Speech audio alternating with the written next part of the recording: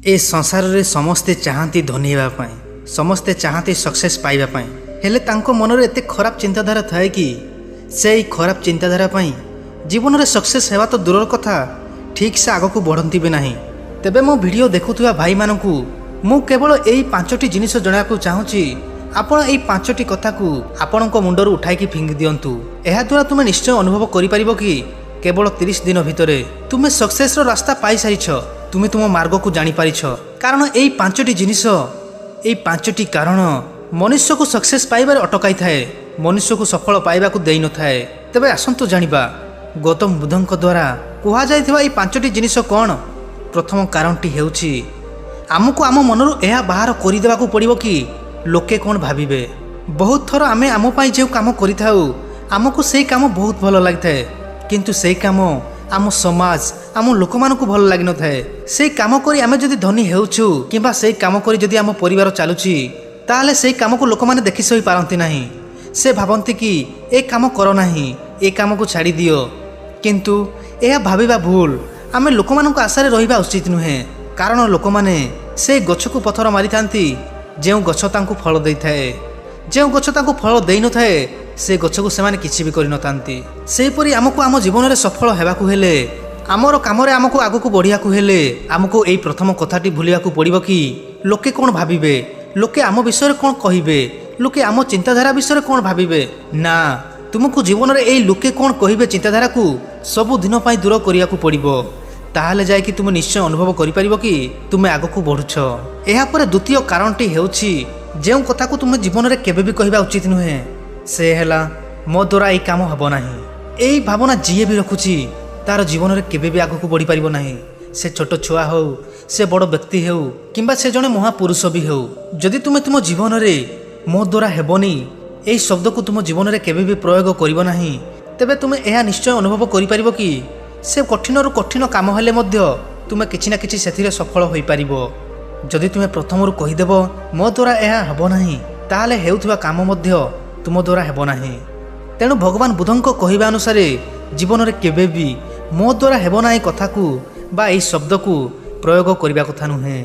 एहा परे बुद्धଙ୍କ अनुसार तृतीय एपरि कथा जेउ कथा को आपण जीवन रे भी कहिबा उचित नुहे, ताहा हेला एबे मोर मूड नाही, एबे मोर मन नाही।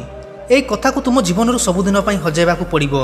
कारण गोटिए व्यक्ति जदि सक्सेस पाइबा को चाहूछि तेबे तार एई कथा को हजेबा को पड़िबो कि मोर मूड नाही। एई मूड नाही कथा गुडा को मनुष्य को आलस्य रे परिणत करिथाए, मनुष्य पाख को आलस्य आनी थाए।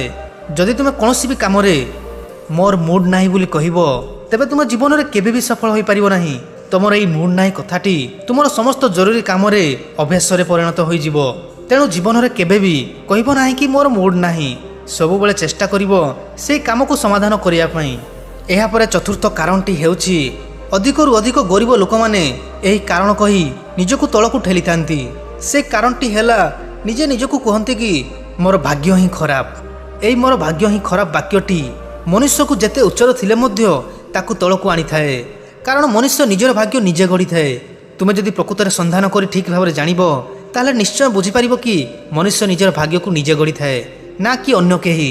लोक माने जदि गरीब हुअंती बा कोनोसी काम हारि जानती ताले सेमाने तांकर भाग्य को दोष दियंती, ना कि निजकू। किंतु जेतेबेले सफल होई जानती सब बेले कहंती कि मो पई ए कामटी हैला, मु चेष्टा न करिथिले ए कामटी हेई पारि नथांता। तेबे तुमे निजे बुझ, जदि आमे आम भाग्य को दोष देबा सब बेले कहबा कि एहा मो भाग्य रे नथिला, एहा मो भाग्य रे नाही बोली हेउ नाही, ताले आमे जीवन रे आगको किपरि बढ़िबा। तेणु बुद्धଙ୍କ अनुसार केबे भी जीवन रे से छात्र छात्री हुंतु कि बड़ मनीष भी हुंतु जीवन रे केबे कहिबा उचित नुहे कि मो भाग्य पई एहा हेउ नाही, मो भाग्य रे ही भूल लटे। एई सब कथा को निज मनरु सबुदिन पई काढी देबा उचित। एहा परे पंचम कथाटी हेला जा बुद्धଙ୍କ अनुसार केबे भी कहिबा उचित नुहे ना निज मन रे रखिबा उचित, ताहा हेला मो पाखरे समय नाही। विश्वास कर मो पाखरे समय नाही जे व्यक्ति कहि थाए ता पाखको समय केतेबेले भी आसी न थाए। ए संसार समस्त मनुष्य पाखको समान आकार रे समय आसी थाए। काहाको 24 घंटा बदल रे काहाको 50 घंटा कि 60 घंटा आसी न थाए। समस्त को दिन रे 12 घंटा, राति रे 12 घंटा, समस्त को समान आकार रे 24 घंटा मिली थाए। किंतु किछि लोक से 24 घंटा रे निजर लक्ष्य को पाइबा पई एते कठिन परिश्रम करिथांती कि सेमानको समय भी साथ देई थाए। किंतु किछि किछि लोक माने निजर भाग्य को दोष देई एहा कहिथांती कि मो पाखरे समय ही नाही, मु कोन करिबी, ମୁଁ ଏଇ କାମରେ ବିଜି ରହିଯାଉଛି, ମୁଁ ସେ କାମରେ ବିଜି ରହିଯାଉଛି, ମୁଁ ଘର କାମରେ ବିଜି ରହିଯାଉଛି। କିନ୍ତୁ ସେମାନେ ଠିକ୍ ଭାବରେ ଜାଣିଛନ୍ତି କି ସେମାନେ ନିଜେ ନିଜକୁ ଠକୁଛନ୍ତି, ସେମାନେ ଅନ୍ୟ କାହାକୁ ଠକୁ ନାହାନ୍ତି। ସେମାନେ ଅତିବଶୀରେ ସେହି ସୁଖମୟ ଜୀବନ ପାଇଁ ତାଙ୍କର ଭବିଷ୍ୟତକୁ ନଷ୍ଟ କରିଦେଉଛନ୍ତି। ସେମାନେ ଏହା ବୁଝିବା ଦରକାର କି ଏ ଯେଉଁ ମୋର ସମୟ ନାହିଁ ବୋଲି କହୁଛି ମୁଁ, ଏହା ମୋ ପାଇଁ ତ କହୁଛି ମୋର ପରିବାର ଲୋକଙ୍କୁ ମଧ୍ୟ ଏହା କହି ମୁଁ କଷ୍ଟ ଦେଉଛି, ଏହା କହି ମୁଁ ସେମାନଙ୍କୁ ଅନ୍ଧାରରେ ରଖୁଛି।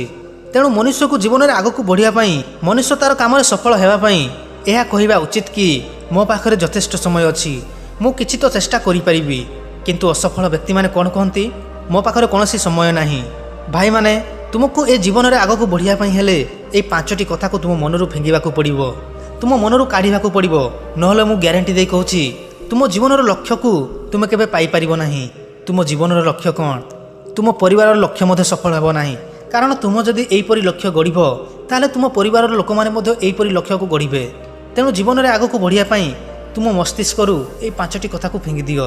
ଯଦି ଭିଡ଼ିଓଟି ଟିକେ ବି ତୁମ ମନକୁ ଛୁଇଁଛି ତେବେ ଚ୍ୟାନେଲକୁ ସବସ୍କ୍ରାଇବ୍ କରିକି ଯାଆନ୍ତୁ। ଆପଣ ସବସ୍କ୍ରାଇବ୍ କଲେ କ'ଣ ହେବ ନା, ମୁଁ ଆଣିବାକୁ ଯାଉଥିବା ଏହିପରି ମୋଟିଭେସନାଲ୍ ଭିଡ଼ିଓ ଆପଣ ପ୍ରଥମେ ଦେଖି